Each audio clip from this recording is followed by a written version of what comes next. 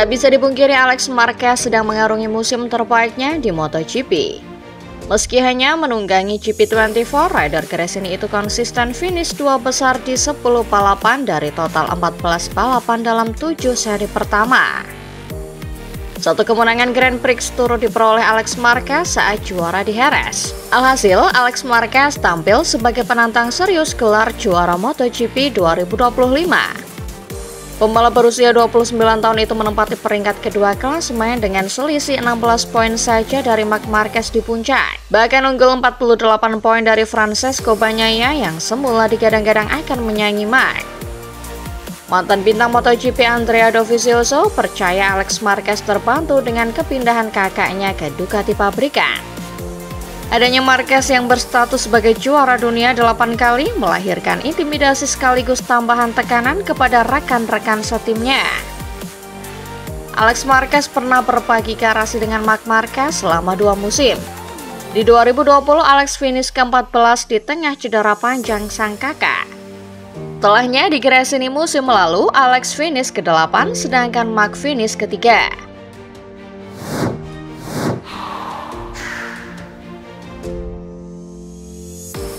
Andrea Dovizioso pensiun dari MotoGP pada tahun 2022 setelah menjalani musim yang tidak menguntungkan bersama tim WithURNAV Yamaha atau Petronas SRT.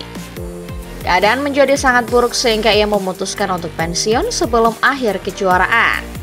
GP Misano adalah yang terakhir dalam karirnya yang panjang di kejuaraan dunia MotoGP. Namun Yamaha tidak melupakannya dan pada tahun 2024 memanggilnya kembali sebagai test rider.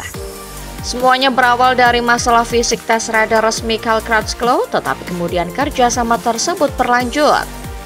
Pengalaman Dovi sebenarnya dapat menjadi sumber daya yang berguna untuk pengembangan M1 bahkan untuk mesin V4.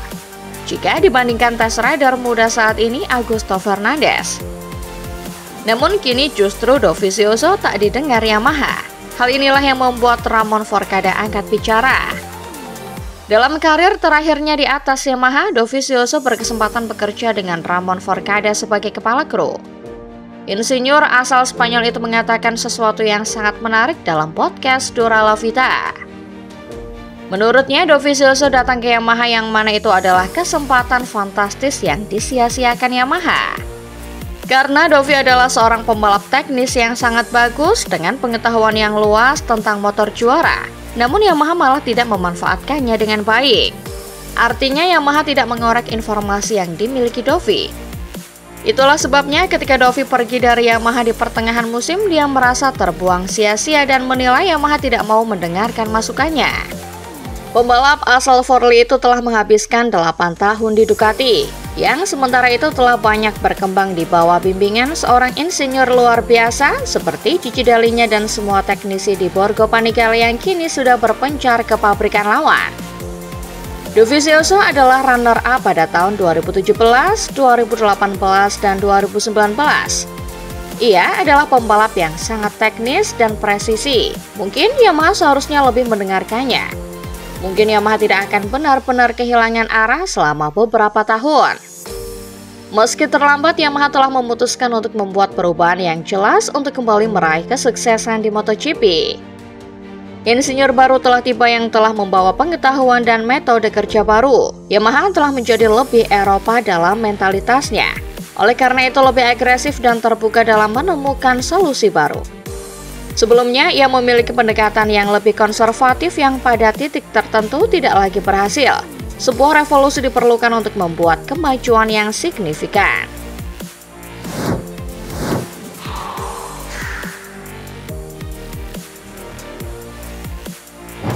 Sejak awal musim, Zarco jadi ujung tombak Honda, kerap mengasapi Luca Marini dan Joan Mir yang membela Honda HRC Castrol. Puncaknya merupakan kemenangan di MotoGP Prancis serta finish kedua di MotoGP Inggris. Hasil ini bikin Zarco berharap dapat tempat di tim pabrikan.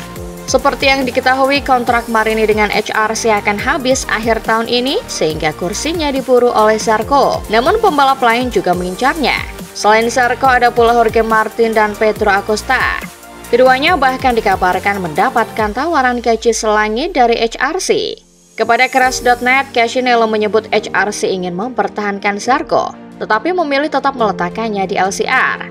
Ia juga mengaku bakal sangat senang jika Zarco tetap membela timnya, sehingga LCR tak perlu adaptasi dari nol lagi dengan pembalap baru.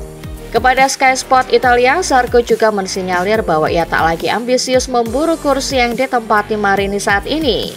Juara dunia Moto2 2015 dan 2016 ini bahkan mengaku yakin HRC akan memberikan dukungan yang sama besarnya dengan para rider di tim pabrikan.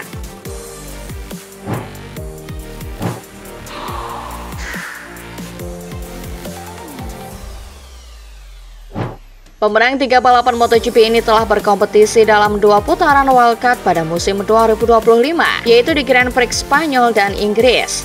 Alex Espargaro menunjukkan kecepatan balap yang solid di kedua kesempatan tersebut. Namun, ia kesulitan saat kualifikasi untuk mencapai level yang sebelumnya ia miliki sebagai pembalap full-time. Di Silverstone, ia terpaut 1,4 detik dari waktu tercepat di Q1 dan 0,697 detik di Jerez. Pada kedua sesi tersebut, ia menjadi pembalap Honda tercepat keempat, hanya di depan rookie Samkhya Chantra.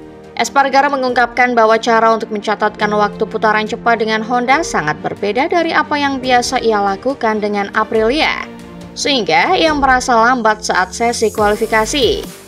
Ia merasa sedikit lebih mudah di GP Inggris karena itu adalah penampilan keduanya. Tetapi dalam hal mengendarai motor hingga batasnya, ia merasa sangat mirip dengan pengalamannya di Jerez.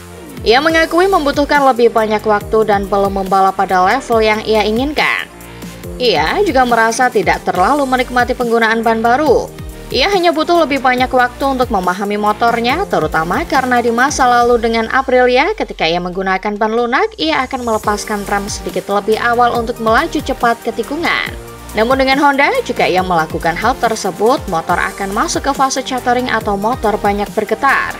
Gaya balap yang dibutuhkan di motor Honda lebih kepada mengerem super lambat lalu segera mengangkat motor dan melaju kencang di exit corner. Yang mana ini bukanlah gaya balap Alex, sehingga saat sesi time attack ia merasa sangat kebingungan. Espargaro mengakui sulit untuk memasukkan sesi latihan time attack ke dalam program pengujian karena keterbatasan alokasi ban. Namun ia menegaskan bahwa Honda perlu mempertimbangkan hal ini jika mereka ingin terus melakukan wildcard musim ini. Ia telah menyampaikan kepada timnya bahwa Honda harus merencanakan untuk melakukan hal tersebut.